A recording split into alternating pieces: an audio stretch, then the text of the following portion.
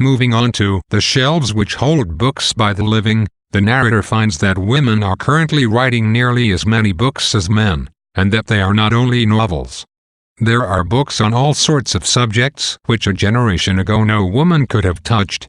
In assessing the change has occurred in women's writing in her own generation, the narrator pulls down a novel called Life's Adventure by Mary Carmichael. It is her first novel. Looking to see what this young writer has inherited from women of the past, both writers and non-writers, both their characteristics and restrictions, she first decides that the prose is not as good as Jane Austen's. The smooth gliding of sentence after sentence was interrupted. Something tore, something scratched. She soon revises her opinion, however, noting that Miss Carmichael's writing actually has nothing in common with Austen's. It is attempting something completely different. First she broke the sentence. Now she has broken the sequence. Very well, she has every right to do both these things if she does them not for the sake of breaking, but for the sake of creating. The decisive moment in Mary Carmichael's innovation comes with the words, "Chloe liked Olivia." The narrator stands slack-jawed. How rarely, she realizes, has literature presented real, amicable relationships between women. Women were always, at least until the 19th century, considered in their relationship to men, and this has resulted in a huge and grave omission from literary history, annal history. Hence, perhaps, the peculiar nature of woman in fiction, the astonishing extremes of her beauty and horror, her alternations between heavenly goodness and hellish depravity, for so a lover would see her as his love rose or sank, was prosperous or unhappy. Women also, in Carmichael's book, have interests and pursuits outside the home. Chloe and Olivia work together in a laboratory, a fact which greatly changes the kind of friends they can be.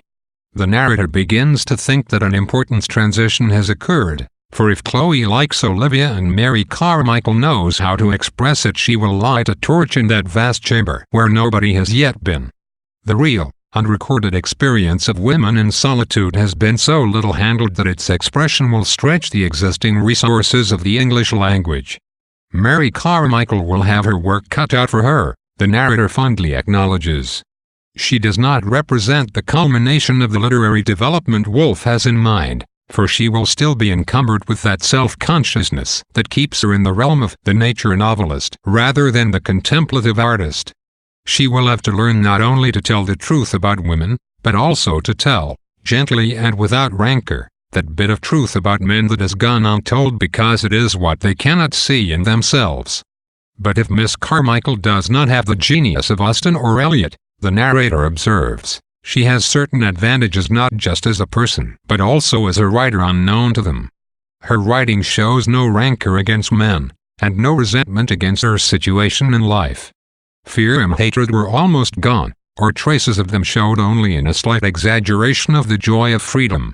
In another 100 years, the author concludes, and with £500 and a room of her own, this Mary Carmichael will be a poet.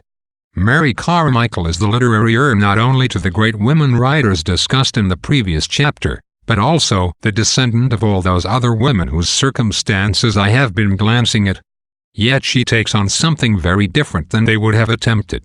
Woolf gives us a little lesson in reading experimental writing like Woolf's own, reminding us that she has every right to attempt new forms and styles, as long as she is creating something new rather than merely destroying what has gone before.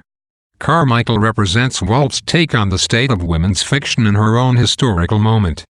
She sees the female literary tradition as being poised on the verge of something unprecedented and exciting, and she takes the opportunity to point out its current shortcomings and to articulate a direction for the future. The natural simplicity, the epic age of women's writing may have gone, remarks the narrator, in reviewing the range of subjects upon which women in her own time have made themselves authors. This is the next logical step from Woolf's historical identification of a woman's sentence.